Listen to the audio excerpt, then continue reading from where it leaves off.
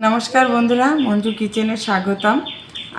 आज आमी सहज पद्धतिते এই মুড়ি দিয়ে কিভাবে সহজ পদ্ধতিতে মিষ্টি বানানো যায় সেটা আপনাদের দেখাবো। এর 3 বাটি মুড়ি নিয়ে নিতে হবে আর নিতে হবে দুধ, চিনি, ঘি আর গুঁড়ো দুধ আর কটা এলাচ দানা দিয়ে কিভাবে সহজ পদ্ধতিতে সুস্বাদু মিষ্টি বানানো যায় সেটা আপনাদের বানিয়ে দেখাবো। আপনারা আমার সঙ্গে থাকুন, দেখতে থাকুন আমি কিভাবে সহজ পদ্ধতিতে মিষ্টি বানাই। দেখুন বন্ধুরা কি সুন্দর গুঁড়ো হয়ে গেছে। মিক্সচার জারে আমি 3 বাটি মুড়ি নিয়ে পেস্ট করে নিয়েছি। দেখুন একদম গুঁড়ো হয়ে গেছে আর সুন্দর, দেখতেও সুন্দর লাগছে। এই দিয়ে আপনাদের মিষ্টি বানিয়ে দেখাবো। আপনারা আমার সঙ্গে থাকুন, দেখতে থাকুন। দেখুন বন্ধুরা কড়াই বসাই দিয়েছি, কড়াইটা গরম হয়ে গেছে। এখন আমি 2 চামচ ঘি দিয়ে দেবো।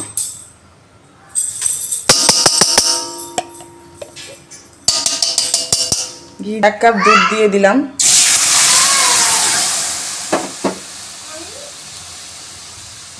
গরম হয়ে গেছে, এখন আমি দিয়ে দেব পাউডার করা যে মুড়িটা দিয়ে দেবো, মুড়ির গুঁড়োটা দিয়ে দেবো।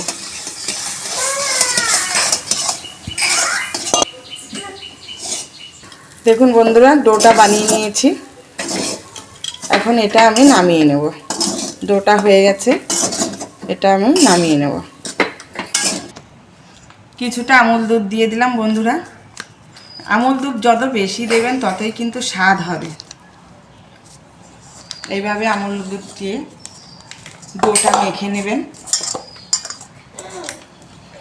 দেখুন বন্ধুরা কি সুন্দর ডোটা মাখিয়ে নিয়েছি।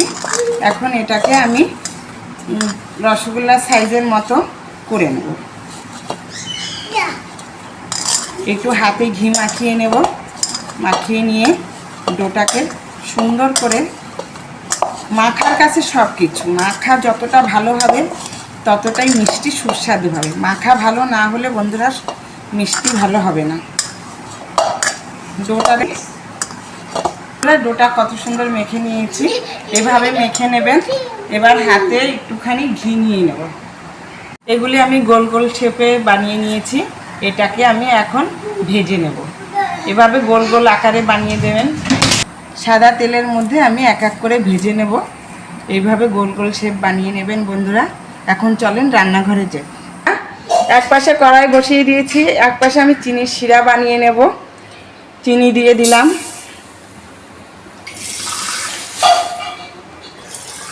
আর একটু চিনি দিতে হবে, দাও আসা চিনি অনেকটা মিষ্টির ভিতরে বন্ধুরা আমি এলাচ গুঁড়ো দিয়ে দিলাম। মিষ্টিটা বানিয়ে নেব।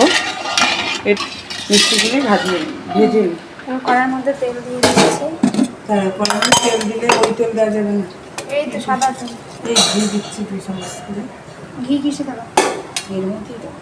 ঘি আর দিয়ে না, ঘির গন্ধ গন্ধ হয়ে গেছে মিষ্টি। না ওই ভাজার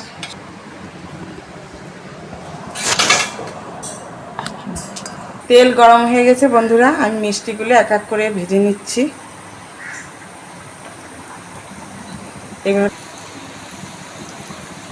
দেখুন বন্ধুরা কিভাবে মিষ্টিগুলো ফুলে যাচ্ছে।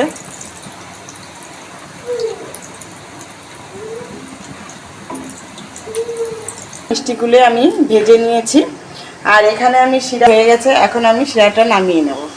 এখন আমি এই মিষ্টিগুলি শিরাটার মধ্যে দিয়ে এক এক করে দিয়ে দেব।